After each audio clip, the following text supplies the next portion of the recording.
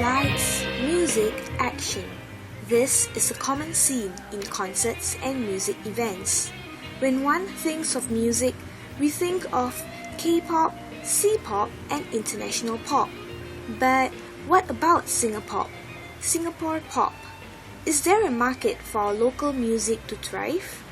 We feel that our local music scene is not as vibrant as it should be. Even our local musician and former Singapore Idol judge, Ken Lim, feels the same way. That's quite sad, isn't it? Let's get some of the younger generation's views.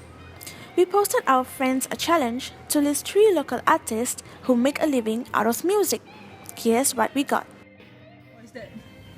I don't know what's that. Okay, I know this one. There's none, right? No. From our results, we conclude that none of our friends were able to list at least one local artist. It is pretty evident that our local music scene is not as thriving as we would want it to be. Here is a deeper insight from a local female musician. This is Adia Tay, who is 22 years old and is an NTU undergrad in Arts Design Media. She has been involved in local music for about a year. One of the challenges that we face in our local music scene is that we're not given the opportunity to actually pursue it as a career on its own. So a lot of musicians my age, in my generation, I think they pursue other degrees or other careers on the side. There are places for you to perform. There are opportunities like the Esplanade. I believe gives a lot of opportunities for upcoming artists, to try their stuff out. And there are really tons of venues in Singapore where you can perform at. Bars and restaurants provide various stages and platforms for budding musicians to showcase their talents. However, the main concern for these musicians is that they feel that they are not given the opportunity to play genres or songs they prefer.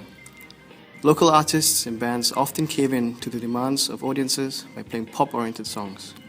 In the end, it is often the case that for local bands to gain recognition and a source of income, they would have to play covers of other popular bands and tunes. I think the crowd here, basically they want top 40s, they want stuff that they hear on the radio, and audiences are basically quite apathetic to anything that's not on radio already. So I think that's how it is here in Singapore.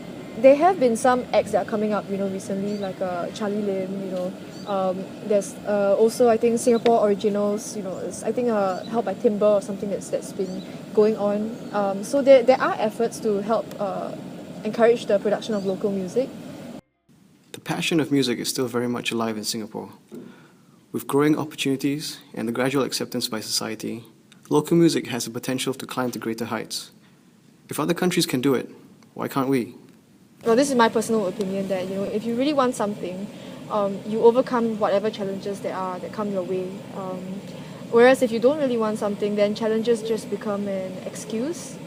So I think the biggest challenge that actually anybody would have in any career is just actually up here and here, yeah.